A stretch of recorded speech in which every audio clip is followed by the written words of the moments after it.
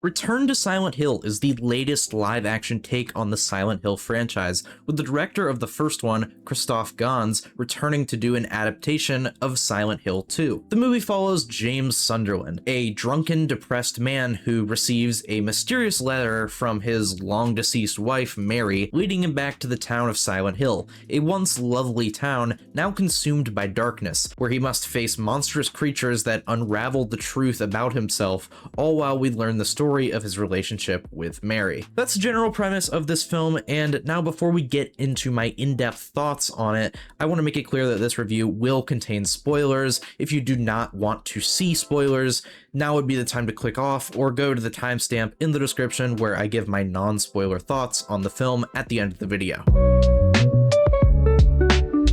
So if you're going into this movie, there's a good chance that you are aware that this is based off of the survival horror game Silent Hill 2. I think that the story told in this game is amazing and really one of the best stories in the horror genre. So in theory, a movie adaptation should be really exciting. However, there were some bad signs going into this one. Silent Hill 2 is a very slow burn type of story, gradually diving into madness over a nearly 20-hour story. So adapting this into a 2 or so hour film while not leaving out a bunch of details and intricacies would be nearly impossible. Also, from the behind the scenes photos, this was not looking too great, and then the January release date sort of felt like the final nail in the coffin to me. And yeah guys, this is a really bad movie. I didn't go into this one with the expectations of a one-to-one retelling of the story from the game, but what they did do with that story here is not only bad, but a straight up massacre of it.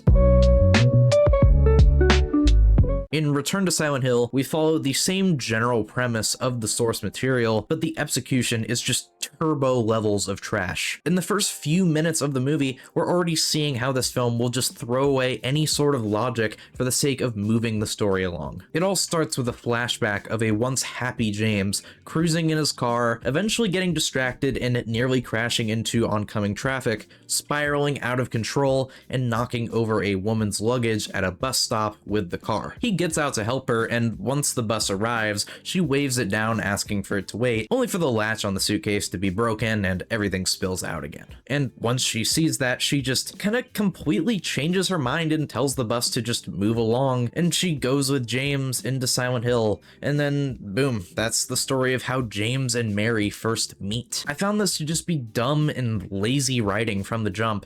They managed to make the scene even more stupid later on when it's revealed that she was waiting at this bus stop to escape things happening to her in this town. In Return to Silent Hill, for whatever reason, they introduced this cult idea that was never present in Silent Hill 2, and it makes the story just so much worse. It's my understanding that this cult thing was kind of explored in Silent Hill 1 and 3, but that had nothing to do with Silent Hill 2. In this version of the story, Mary, from a young age, has been taken in by this cult of worshippers and they drug her. And in this telling of the story, all this drugging is eventually what leads her to becoming very ill, and James ultimately kills her. Now, in the game, James kills her out of his own selfishness, whereas in this story, it kind of just paints him as this figure who simply was putting a dying woman in pain out of her misery. It is just such a baffling misinterpretation of James's character. I mean, come on man, one Google search and you wouldn't even think of writing something like this.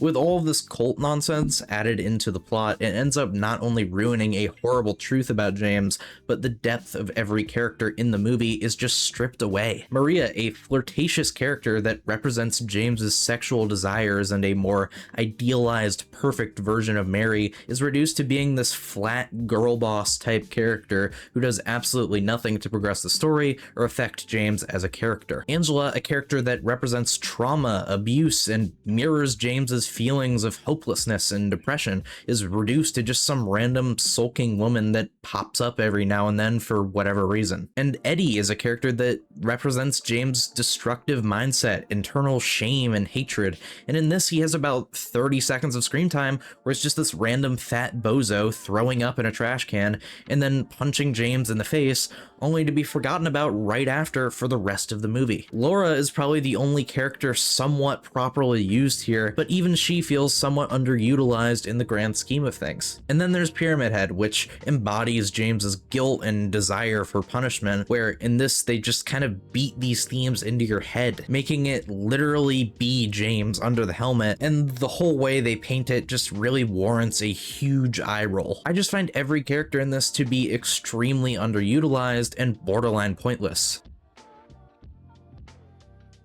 In a good handful of psychological horror movies, there's this thing that happens sometimes where I think what's happening in the film just kind of gets too lost in its own sauce, doing these trippy, weird things just because, and forget to actually write good scenes and sequence them properly. Return to Silent Hill may just be the biggest offender of this. The way this movie is paced is just an absolute headache. It'll go from being this slow, never-ending scene with nothing at all happening to these action sequences that just happen merely to keep the movie going with no rhyme or reason. I think at first it's simple enough to follow along with, but once you get to the hospital, man, it is just a lost cause. I also have to mention how much of an eyesore this movie is. I understand that it's a low-budget movie, but there's plenty of low-budget films out there that make it work. Everything here just looks cheap, half-assed, and unpleasant on the eyes. Instead of having that signature kind of foggy look to everything, it feels like someone making a Stranger Things fan film with the recreation of the Upside Down. The only thing in this movie that I can say looked good is Pyramid Head, but I mean,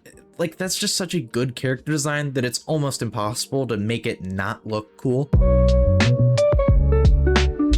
Yeah, man. Return to Silent Hill is a representation of pretty much everything that could go wrong in a video game adaptation. It takes a slow burn story that gets gradually more insane as it goes, with interesting truths unraveling, and then crams it into this hour 40 runtime, stripping away all the good character depth from the source material, adding new plot points that ruin the themes of the story, with a pace that is a headache to follow, and visuals that I would only expect from a high schooler trying to make their first short film on YouTube. I think this movie manages to tell a story that will neither satisfy Silent Hill fans or newcomers that are just interested in watching the newest horror movie. This was an abysmal watch with genuinely zero redeeming factors, and I wouldn't be surprised if this goes down as my least favorite movie of the year. Putting in a score for Return to Silent Hill, I'm giving it a 0.5 out of 10. It may not be quite the worst movie I've ever seen, but it is a very serious contender. That's gonna do it for my thoughts on this one. This is where I want to hear your guys' thoughts. Let me know if you loved this one, hated it, fell somewhere in between, and I'll see you guys in the next one.